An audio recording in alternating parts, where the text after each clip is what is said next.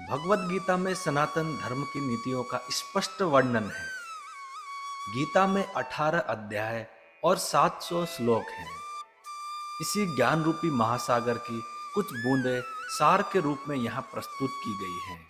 इन बूंदों को ग्रहण करके आप अपने जीवन को आशाओं से भरे और सुख एवं संपन्नता से परिपूर्ण जीवन जिए। महाभारत के युद्ध के समय कुरुक्षेत्र की रणभूमि में भगवान श्री कृष्ण ने अर्जुन को जो उपदेश दिया है, उन्हीं उपदेशों का संकलन है भगवत गीता में। असल में ये उपदेशों का संकलन प्रश्न और उत्तर के रूप में है। अर्जुन कई प्रश्नवाचक चिन्हों के भंवर में फंसे हुए होते हैं और भगवान कृष्ण इन्हीं प्रश्नों का उत्तर देते हुए अर्जुन को इस चक्रव्यूह से बाहर निकालते हैं। भगवत गीता ही है जो आधुनिक युग में समस्याओं से घिरे हुए मनुष्य को एक कर्मशील जीवन जीने के लिए प्रेरित करती है। गीता ऐसे संदेशों का महासागर है जो जीवन से निराश मनुष्य को आशाओं से भर देती है।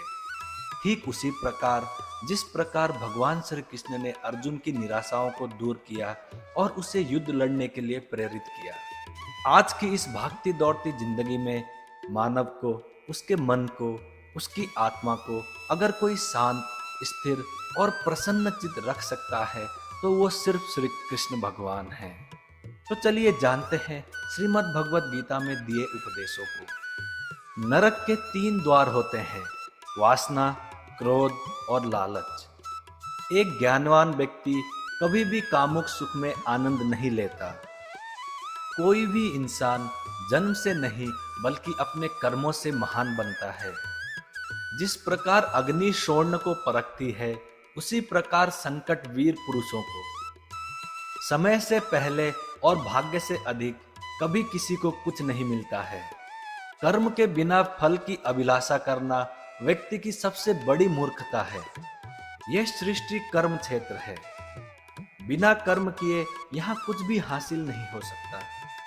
जो मन को नियंत्रित नहीं करते, उनके लिए वो शत्रु के समान कार्य करता है। फल की अभिलाषा छोड़कर कर्म करने वाला पुरुष ही अपने जीवन को सफल बनाता है। जो हुआ वो अच्छा हुआ, जो हो रहा है वो अच्छा हो रहा है, और जो होगा वो भी अच्छा ही होगा।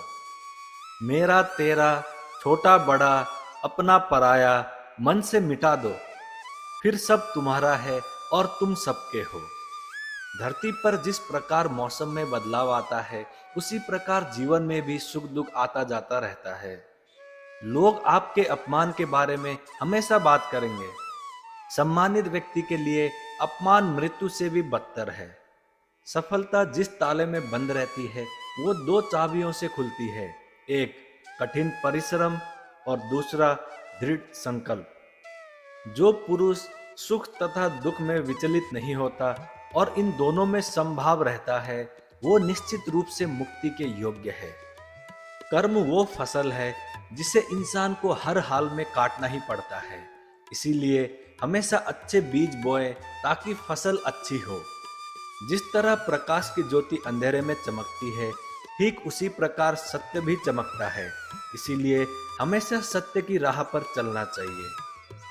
जब जब इस धरती पर पाप, अहंकार और अधर्म बढ़ेगा, तो उसका विनाश कर धर्म की पुनः स्थापन करने हेतु मैं अवश्य अवतार लेता रहूंगा।